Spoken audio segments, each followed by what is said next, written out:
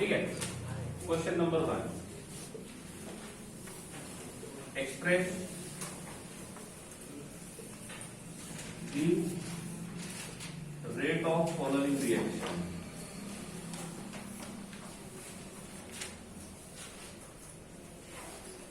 ठीक है, express the rate of following reaction का मतलब होता है यहाँ पे जो रिएक्शन दिए जाएंगे उनके लिए आपको रेट एक्सप्रेशन लिखना है। ठीक है, रेट एक्सप्रेशन का मतलब होता है एक्सप्रेशन ऑफ रेट। तो रेट को कैसे एक्सप्रेस करोगे वो आपको इक्वेशन के फॉर्म में लिखना है। ठीक है, दो रिएक्शन दिए हैं।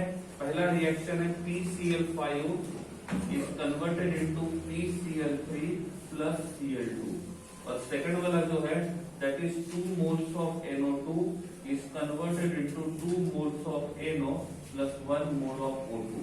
ये दो इक्वेशन दिए हैं और दोनों इक्वेशन के लिए रेट एक्सप्रेशन आपको लिखना है। चलो हो जाओ।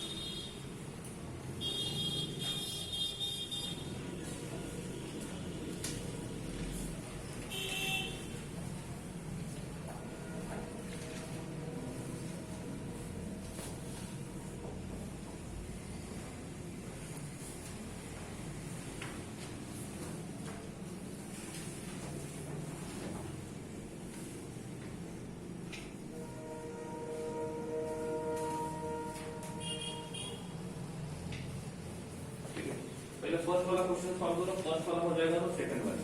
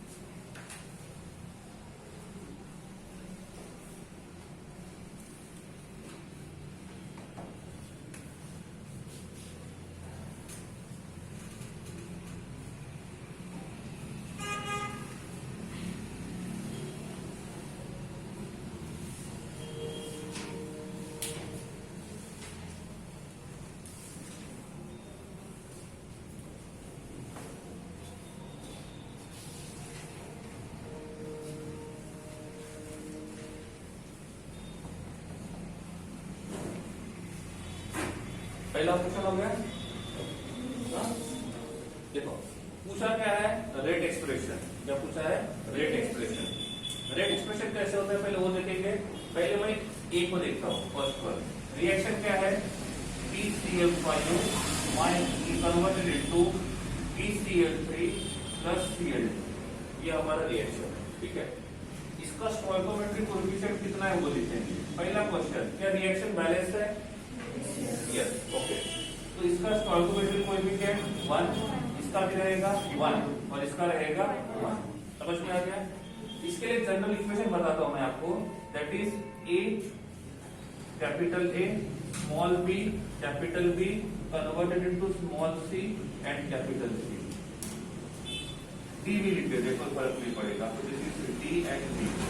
तो इसके लिए रेट एक्सप्रेशन क्या बना था, rate equals to -1/A into D change in concentration of A upon dt।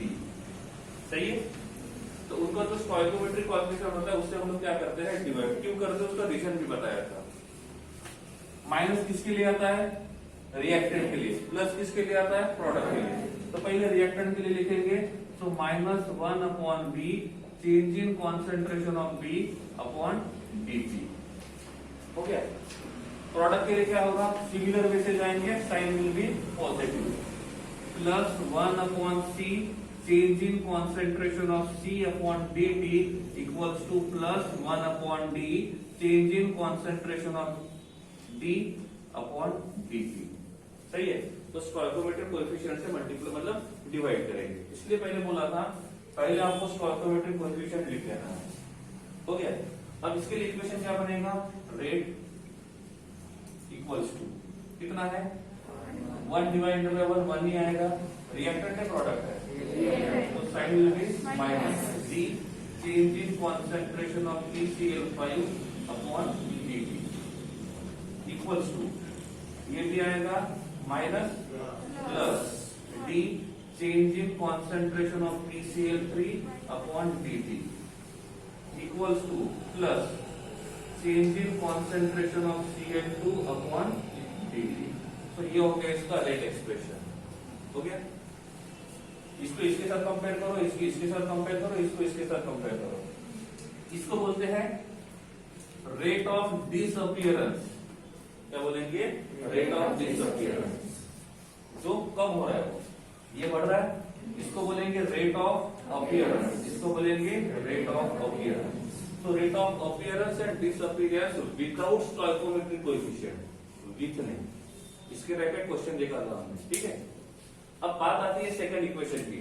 तो हमारा सेकंड इक्वेशन जो है वो है 2 moles of NO2 is converted into 2 moles of NO plus 1 mole of O2।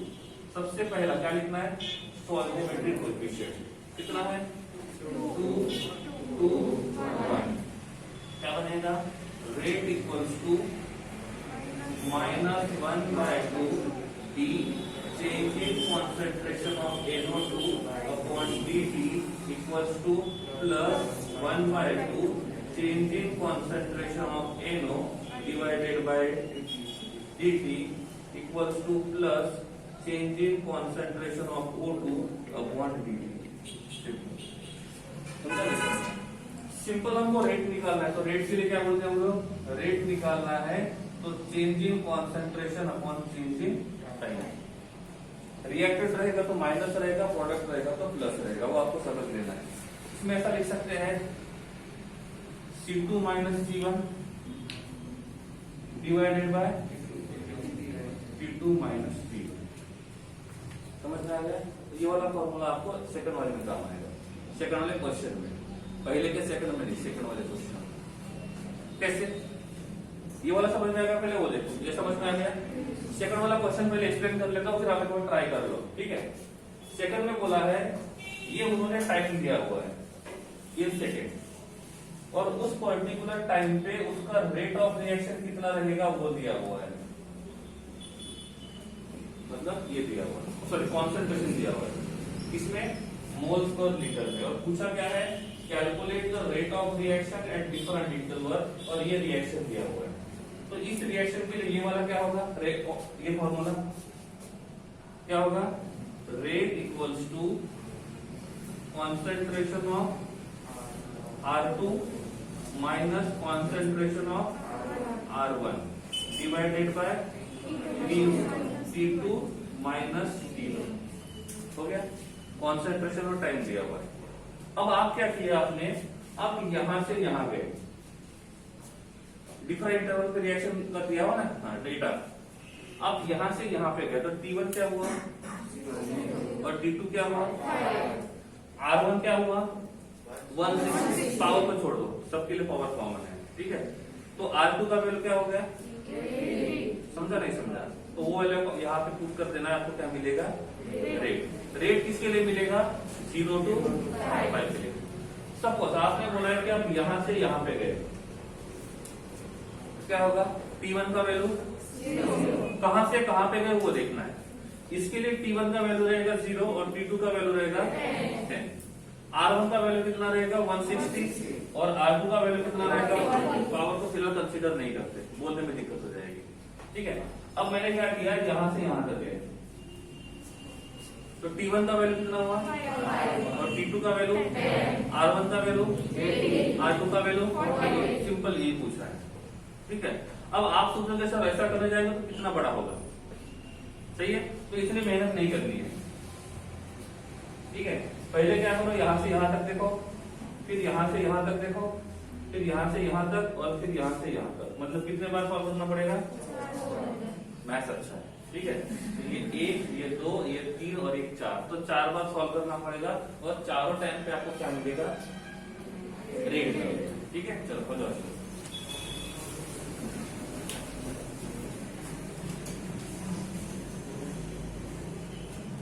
T1, T2, R1, R2 कैसे लिया वो समझ में आ गया, वो ज्यादा जरूरी है। ठीक है,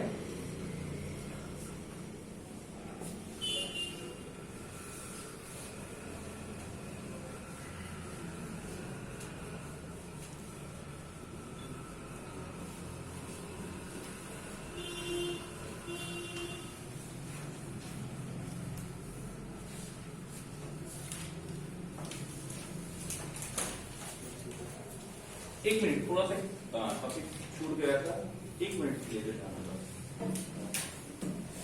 मॉलिक्यूलरिटी पता है ना, क्या होता है, number of reactive molecules present in a reaction.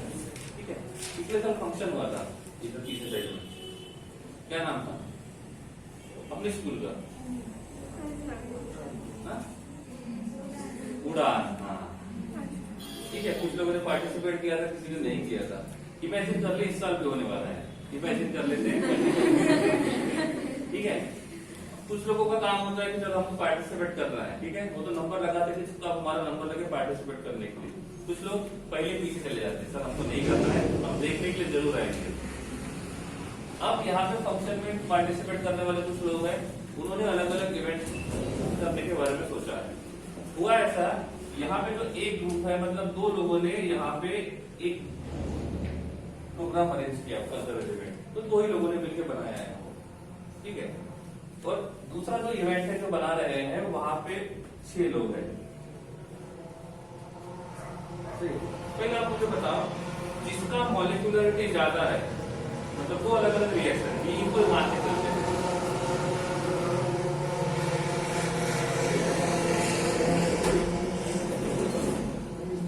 ठीक है, इक्वल मान के चलते हैं। एक रिएक्शन का मॉलिक्यूलरिटी 2 है और दूसरे रिएक्शन का मॉलिक्यूलरिटी 6 है। किस रिएक्शन का होना ज्यादा पॉसिबल लगता है, या कौन सा रिएक्शन जल्दी होगा, कौन सा रिएक्शन जल्दी होगा वो मान लेते हैं। काइनेटिक्स से तो रेट से मान लेते हैं। तो एक रिएक्शन का मॉलिक्यूलरिटी 2 है, दूसरे रिएक्शन का मॉलिक्यूलरिटी 6 है, कौन सा रिएक्शन जल्दी होगा, किस रिएक्शन का रेट ज्यादा होगा। इसका या इसका। कुछ लोगों को लगता होगा 6 वाले का, क्योंकि नंबर ऑफ रिएक्टिव मॉलिक्यूल ज्यादा है। कुछ लोगों को लगता होगा कि 2 का। अब लॉजिकली सोचते थोड़ा सा, कॉमन सेंस के हिसाब से। प्रैक्टिस करने के लिए 2 लोग चाहिए, मिनिमम 2 लोग चाहिए। प्रैक्टिस करने के लिए 6 के 6 लोग चाहिए। अब 2 लोगों को एट ए टाइम आना इजी है। अब यहाँ पे 6 लोग चाहिए, 6 में से 5 लोग यहाँ पे है, बाहर चला गया। प्रैक्टिस होगा। सिंपल वर्ड में देखते हैं मॉलिक्यूलरिटी। मॉलिक्यूलरिटी क्या बोला था, कोलिशन होना चाहिए, लेकिन कैसा, इफेक्टिव। अब प्रोडक्ट बनाने के लिए 6 लोग जरूरी है, और 6 के 6 प्रॉपर ओरिएंटेशन से आते हैं, पर्टिकुलर एनर्जी से कोलाइड होते हैं, तो प्रोडक्ट बनेगा। अब 6 में से 5 लोग प्रॉपर ओरिएंटेशन में भी है और प्रॉपर एनर्जी के साथ भी है, लेकिन वहां पे एक नहीं है, तो रिएक्शन होगा।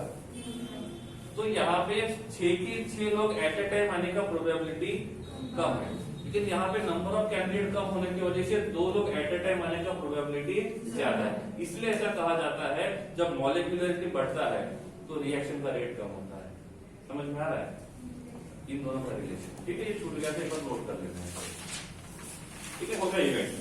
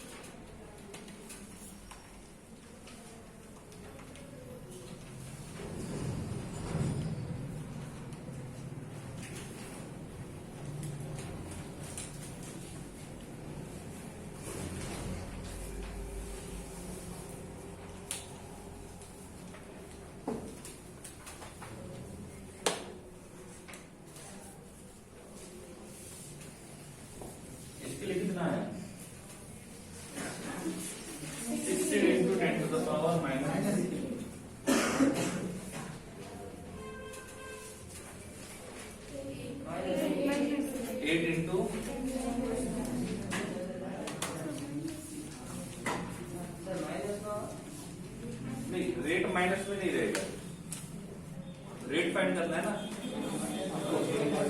देखो ये रिएक्टेंट के हिसाब से है ना, तो रिएक्टेंट के लिए साइन में तो स्टार्टिंग साइन कौन सा रहेगा, माइनस। वो लगाया आपने, स्टार्टिंग में माइनस साइन रहेगा ना, यहाँ पे रिएक्टेंट है तो रिएक्टेंट के लिए माइनस साइन रहेगा, प्रोडक्ट के लिए प्लस साइन रहेगा। आपने यहाँ पे माइनस नहीं लगाया होगा, इसलिए आंसर माइनस में आएगा। इसमें क्या आया, 3 into 10 to the power minus 3। इसमें 0.75 into 10 to the power minus 3। ठीक है, ये इतना आंसर नहीं है, तो देखो कहीं ना कहीं गड़बड़ हो गई होगी। शायद आपने C1 की जगह C2 लिया होगा या T1 की जगह T2 लिया होगा, तो आंसर गलत हो सकता है। जिनका सेकंड वाला हो गया है, थर्ड वाला क्वेश्चन देख लो एक बार।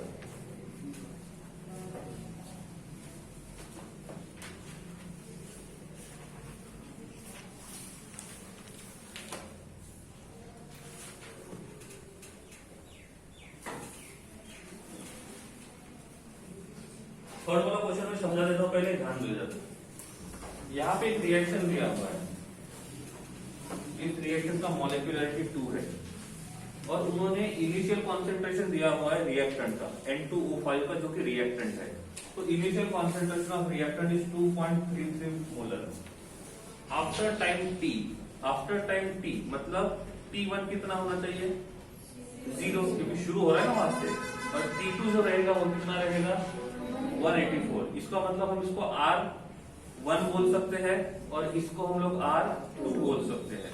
रिएक्शन आगे बढ़ रहा है तो रिएक्टेंट का कॉन्सेंट्रेशन कम हो रहा है, डिसअपियरेंस ऑफ रिएक्टेंट या तो कंजम्पशन ऑफ रिएक्टेंट। उसी में प्रोडक्ट बढ़ेगा तो उसको बोलेंगे हम लोग अपीयरेंस ऑफ प्रोडक्ट या तो फॉर्मेशन ऑफ प्रोडक्ट। सही है ना, या तो प्रोडक्शन ऑफ प्रोडक्ट। ठीक है, calculate the rate of reaction. Time किस में दिया है, लेकिन उन्होंने जो रेट ऑफ रिएक्शन है वो सेकंड में भी पूछा है, वो मिनट में भी पूछा है और आवर में भी पूछा है। एक में भी मिल जाएगा तो भी बात बन जाएगी, बाद में कन्वर्जन ही करना है। ठीक है, उसके बाद what is the rate of production of NO2, मतलब किसका प्रोडक्शन पूछा है, मतलब उन्होंने ऐसा पूछा है रेट ऑफ अपीयरेंस ऑफ। तो इसमें कंफ्यूजन होता है कि यहाँ पे हम वैल्यू किसका फाइंड करें, 1/4 D NO2 upon dt find करें या D of NO2 upon dt find करें। नहीं, मैंने क्या बोला था, जब हमको अपीयरेंस या तो डिसअपीयरेंस या तो फॉर्मेशन या तो कंजम्पशन फाइंड करना है तो हमको स्टोइकोमेट्री को कंसीडर नहीं करना है। तो यहाँ पे हमको फाइंड करना है the change in concentration of NO2 upon dt। ये वैल्यू पूछा हुआ है उन्होंने, समझा, क्लियर है। कंफ्यूजन यही पे होता है, कुछ लोग बोलेंगे कि सर यहाँ पे हमको 1/4 से मल्टीप्लाई करके उसका वैल्यू फाइंड करना है, हमको उसका वैल्यू फाइंड नहीं करना है। मैंने ये नहीं बोला कि यहाँ पे 1.4 नहीं आएगा, 1/4 आएगा, लेकिन क्वेश्चन में जो पूछा है वो आपको 1/4 D change in concentration upon change in time नहीं पूछा है, ओनली उन्होंने चेंज इन कॉन्सेंट्रेशन और चेंज इन टाइम का रेशियो पूछा है। तो ये 1/4 में से 4 इस साइड में आ जाएगा, जो डिवीजन में था वो कहां पे आ जाएगा, समझ गया, सॉल्व करो। ये हो गया सेकंड सबका।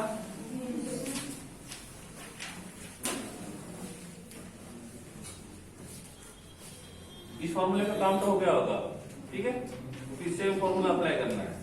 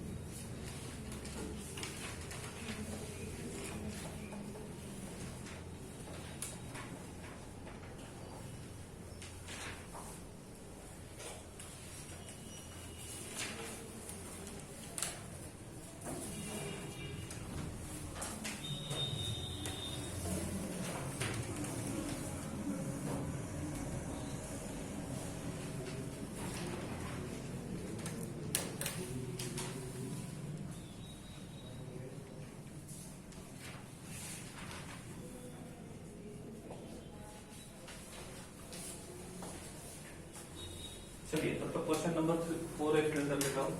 यहाँ पे एक रिएक्शन हो रहा है, उस रिएक्शन में 3 रिएक्टेंट है।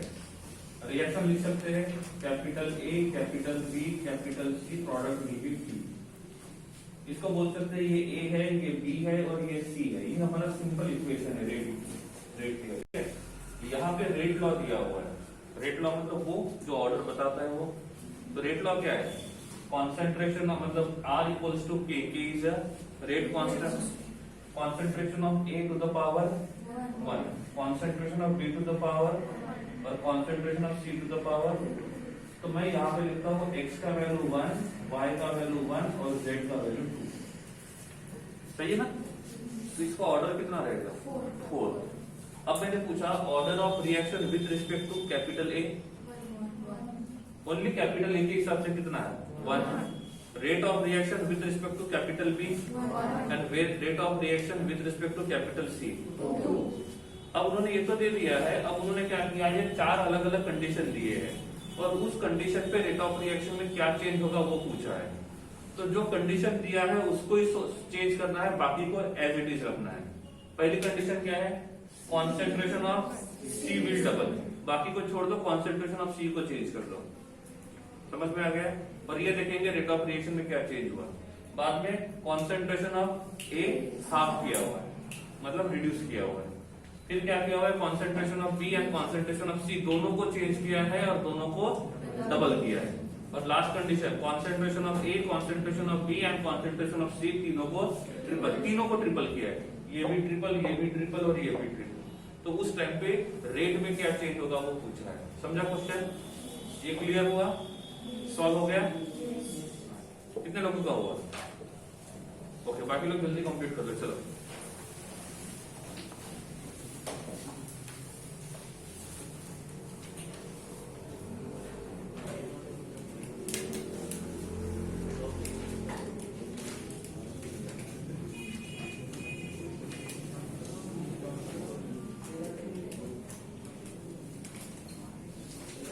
जिनका नहीं हुआ है वो ध्यान दो इसके लिए, ठीक है? इसके लिए सबसे पहले हम क्या लिखेंगे? रेट एक्सप्रेशन लिखते हैं। तो क्या होगा?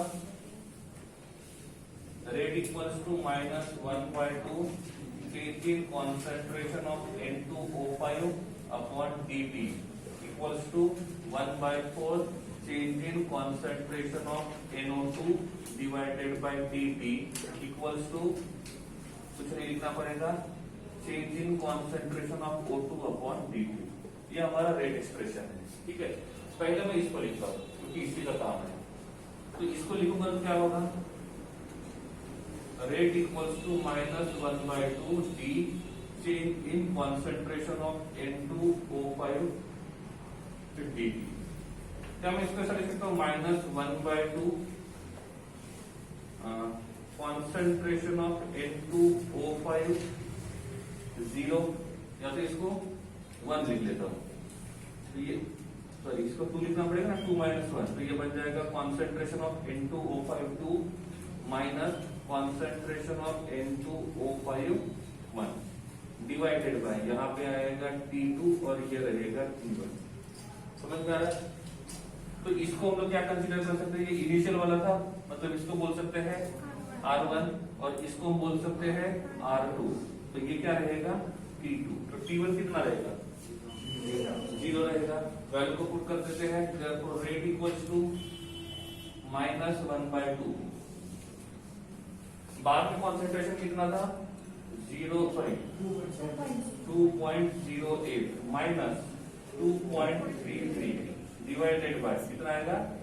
184। लेकिन ये वाला आंसर जो रहेगा वो मिनट के हिसाब से आएगा। इसको करो सॉल्व, आपको आंसर मिनट में मिलेगा।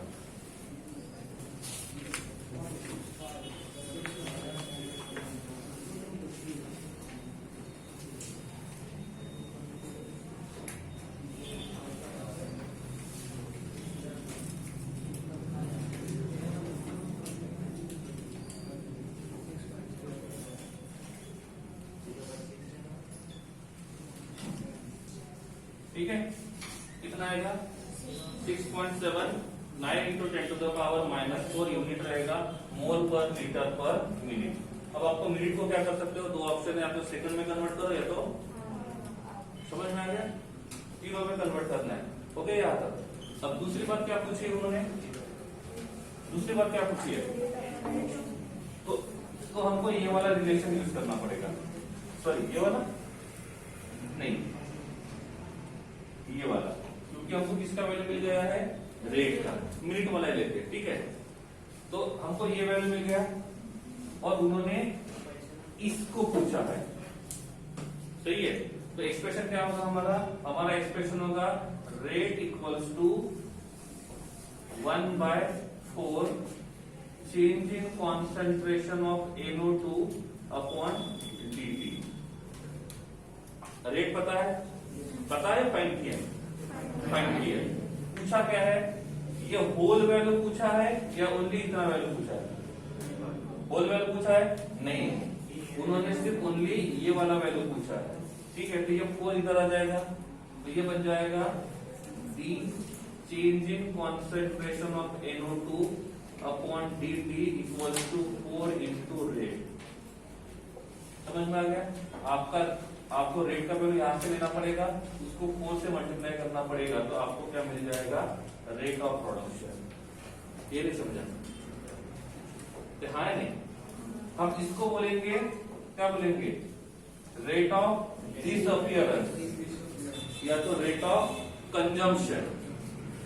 इसको बोलेंगे rate of appearance, rate of production. इसको भी बोलेंगे रेट ऑफ प्रोडक्शन या तो रेट ऑफ अपीयरेंस। समझ में आ गया? Question number 5, sorry question number 4।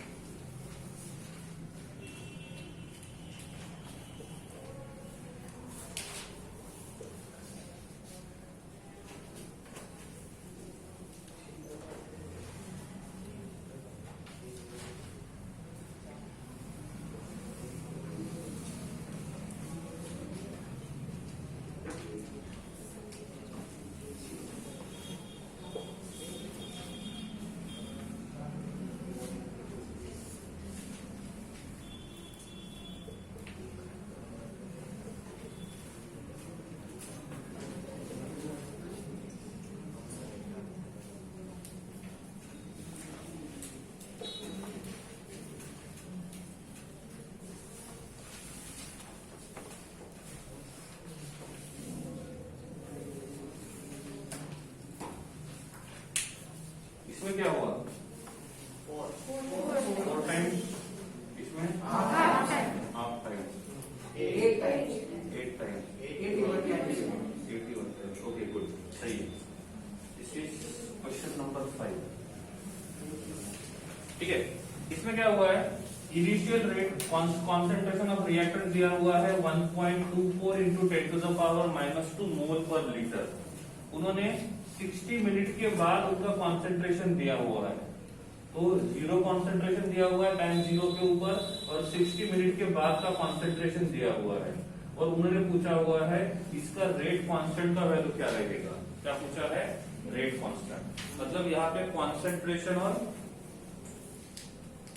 किसका रिलेशन काम आएगा? कॉन्सेंट्रेशन और टेम्परेचर का नहीं आएगा, क्योंकि कॉन्सेंट्रेशन देके उन्होंने रेट कांस्टेंट पूछा है। क्योंकि हम टेम्परेचर वाला तो अब यूज करेंगे जब वहां पे एक्टिवेशन एनर्जी दिया जाएगा, क्योंकि बिना एक्टिवेशन एनर्जी के वो रिलेशन काम का नहीं है। ठीक है, तो यहाँ पे कॉन्सेंट्रेशन चेंज दिया हुआ है और कॉन्सेंट्रेशन के चेंज में से क्या पूछा हुआ है? रेट कांस्टेंट का वैल्यू पूछा है। ठीक है, तो जब पहले हमने पढ़ा था के और कॉन्सेंट्रेशन का रिलेशन, उसके हिसाब से फाइंड करना है। ठीक है, चलो हो जाए शुरू।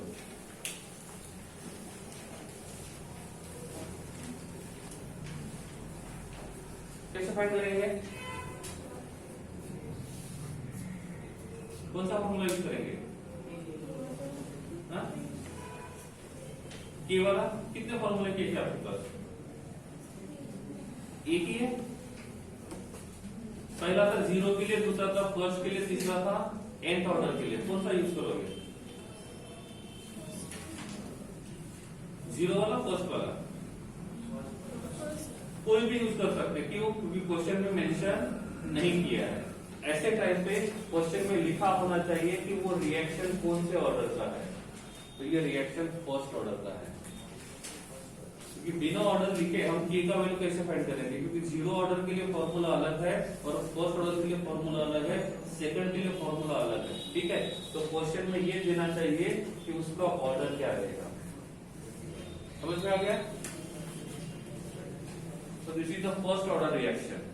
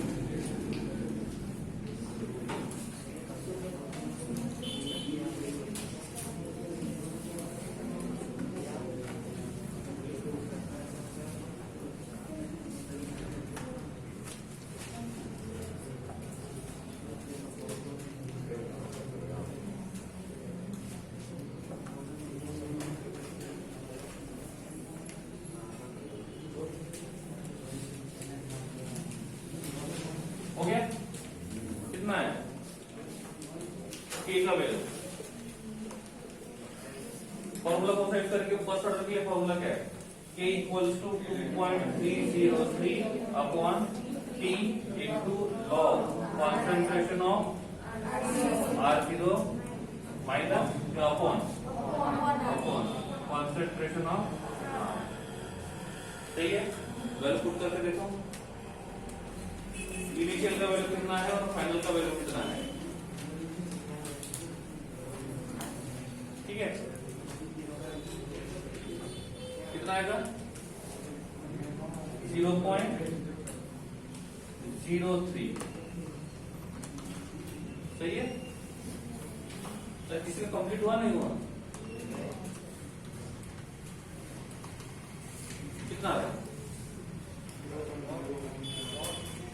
0.03 के आसपास है। इसमें क्या होगा 2.303 अपॉन टी, टी कितना दिया हुआ है, टी 60, टी में निकालते 60 में निकालते, ठीक है, इनटू लॉग इनिशियल कॉन्सेंट्रेशन कितना है 1.24 इंटू 10 टू द पावर -2 और ये है 0.20 इंटू 10 टू द पावर -2, ठीक है। लॉग कैसे निकालते हैं, लॉग सपोज 2 का लॉग निकालना है तो पहले क्या करते हैं 13 टाइम्स रूट प्रेस करके देखो 13 टाइम्स रूट प्रेस करके देखो, 13 मतलब 13, 14 और 12 भी नहीं, ठीक है। हाँ, फिर उसमें से -1 करके देखो और फिर उसको मल्टीप्लाइड बाय 3558 करके देखो, कितना आ रहा है 0.30, तो वो 2 का लॉग होता है, वो 2 का लॉग होता है, समझ में आ रहा है। तो आपको जिस नंबर का लॉग निकालना है पहले क्या करना है, उस नंबर को टाइप करना है, ध्यान तो दो, समझ में आ गया तो दौड़ो मत, पहले उस नंबर को डायल करना है, टाइप करना है, उसके बाद 13 टाइम्स रूट का बटन प्रेस करना है, 13 मतलब 13 ही, ठीक है। उसके बाद -1 करना है और उसके बाद मल्टीप्लाइड बाय 3558 करना है, हो गया। कितना आया स्क्रीन दो, कितना दिख रहा है 0.30, तो उसका एंटीलॉग कितना आना चाहिए 2 आना चाहिए, है ना। 0.3010 लिखा है, तो एक काम करो, अब क्या करो आप पहले डिवाइडेड बाय 3558 करो, जो नंबर था ना 0.3010 उसको डिवाइडेड बाय 3558 करो, कर लिया। मल्टीप्लिकेशन यहाँ पे डिवीजन, इसमें क्या किया था -1, तो यहाँ पे आपको करना पड़ेगा +1, करो +1, अपना माइंड नहीं दौड़ा है, ठीक है। उसके बाद क्या करना है इंटू इक्वल टू 13 टाइम्स दबाना है, इंटू इक्वल टू मतलब इंटू का बटन यहाँ पे था, इक्वल टू का यहाँ पे 1 2 3 ऐसे, कितने बार 13 बार, ठीक है। तो ये आपको करना है 13 टाइम्स,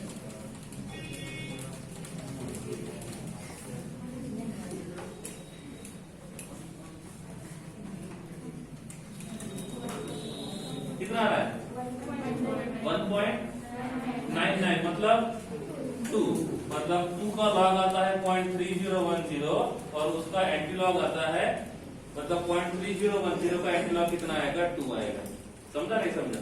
तो ये एंटीलॉग निकालने का प्रोसेस है या लॉग निकालने का प्रोसेस है, फिर से मत पूछना, समझा नहीं समझा। एंटीलॉग हमेशा 0 पॉइंट का निकालते हैं, एंटीलॉग हमेशा 0 पॉइंट का निकालते हैं। एक बात और, कल एक एग्जाम्पल था एंटीलॉग वाला, अब मैंने लिखा log k equals to suppose -2.808 है, तो आपको k का वैल्यू फाइंड करना है, तो क्या करोगे k equals to antilog of -2.803।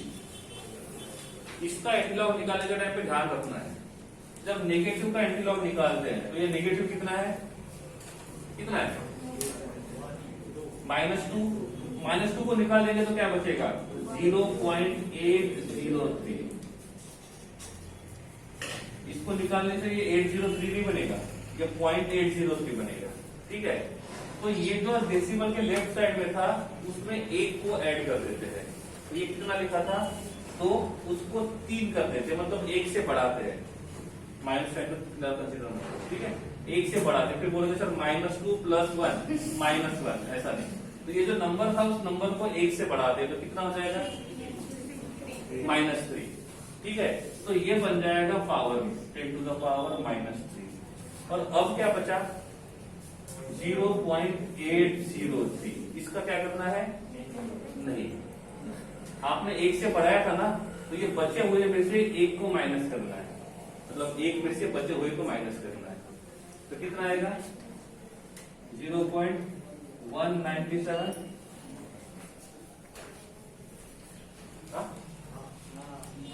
ऐसे क्यों देख रहे हो, तो आएगा ना 0.197। तो आपको इसका एंटीलॉग निकालना है, इसका 0.197, कैसे टाइप करो 0.197, उसके बाद divided by 3558 + 1 into equal to, into के बाद इक्वल टू आना चाहिए, नहीं तो पहले 13 बार इंटू दबाएंगे, फिर 13 बार इक्वल टू दबाएंगे, सर मतलब तो वही हुआ, ऐसा नहीं है, ठीक है, आ गया। हाँ, वो वैल्यू यहाँ पे लिखोगे जो x लिखा है मैंने, ठीक है, और ऐसे निकालते हम लोग एंटीलॉग, समझ में आ रहा है, ये लॉग, ये एंटीलॉग। एंटीलॉग का जो प्रोसेस था वो बाकी के लिए सेम ही है, बस नेगेटिव में थोड़ा सा डिफरेंस रहता है, तो वो ऐसे रहेगा, पॉजिटिव में कोई प्रॉब्लम नहीं आएगा, वो आराम से निकल जाएगा, ठीक। ये था आपका क्वेश्चन। आप यहाँ लगा गया था ना, किसके लिए, लॉग के लिए, तो फाइंड करो।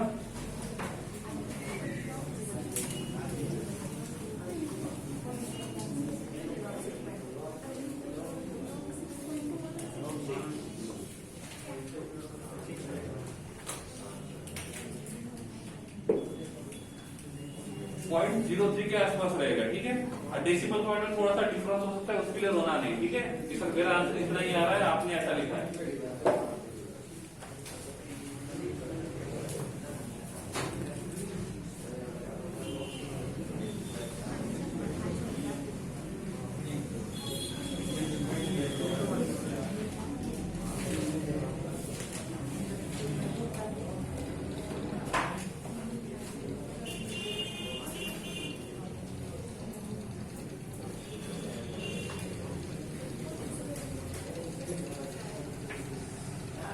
सही है, चलो लॉग हो गया तो काम हो गया। हाँ, इसकी बात देखते हैं।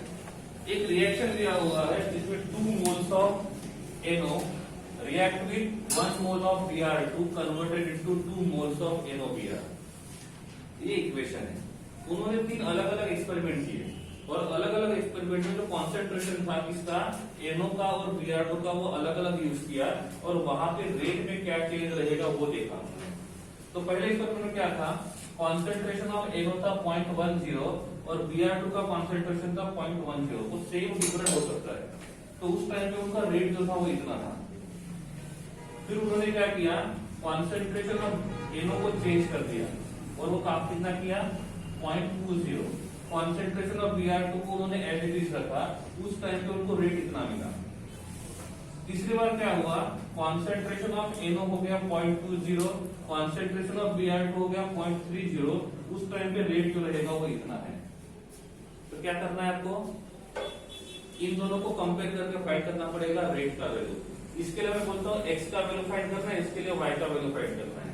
पहले किस एक्सपेरिमेंट को किसके साथ कंपेयर करोगे, x का वैल्यू फाइंड करना है, तो x का वैल्यू फाइंड करना है तो किस 2 एक्सपेरिमेंट को कंपेयर करेंगे, क्यों, क्योंकि फर्स्ट और सेकंड में कॉन्सेंट्रेशन ऑफ NO चेंज हो रहा है और कॉन्सेंट्रेशन ऑफ Br2, तो यहाँ पे जो चेंज होगा वो किसके हिसाब से होगा, x के हिसाब से, मतलब कॉन्सेंट्रेशन ऑफ NO के हिसाब से। उससे आपको मिल जाएगा कॉन्सेंट्रेशन ऑफ x का वैल्यू।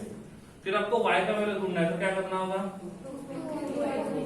क्योंकि उसमें कॉन्सेंट्रेशन ऑफ NO कांस्टेंट है और कॉन्सेंट्रेशन ऑफ Br2 चेंज हो रहा है। समझ में आ गया, x भी मिलेगा y भी मिलेगा, x plus y order of reaction हो गया पहला, और ऑर्डर ऑफ रिएक्शन मिल गया तो रेट लॉ भी हो गया, rate equals to k into concentration of NO का power x and concentration of Br2 का पावर y। क्या पूछा है? रेट कांस्टेंट ऑर्डर मिल जाएगा, फर्स्ट या सेकंड जो भी है उसका फॉर्मूला के से फाइंड कर सकते हैं। एन का वैल्यू पुट कर देंगे तो वहां पे के का फॉर्मूला मिलेगा। उस के फॉर्मूले में आप किसी भी इंटरवल पे लें, कॉन्सेंट्रेशन की जरूरत पड़ेगी, तो कॉन्सेंट्रेशन दिया हुआ है और वहां से आपको क्या करना पड़ेगा, रेट कांस्टेंट का वैल्यू फाइंड करना होगा। ठीक है,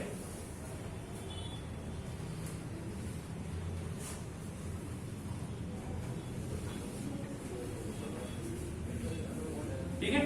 चलो, लेकिन एक बार ध्यान रखना है, रेट कांस्टेंट तो पूछा है लेकिन टाइम नहीं दिया है। क्या बोला मैंने? रेट कांस्टेंट तो पूछा है लेकिन टाइम नहीं दिया है। ठीक है, तो बी केयरफुल, सॉल्व कैसे करना है वो देख लो। ठीक है, बचे हुए न्यूमेरिकल्स जो टेक्स्ट बुक में है वो आपको ही सॉल्व करने हैं। उनमें कुछ दिक्कत आती है तो फिर से एक बार ट्राई करो, हो जाएगा। फिर भी नहीं होता है तो पूछ सकते हो। ठीक है, डायरेक्टली नहीं पूछना है।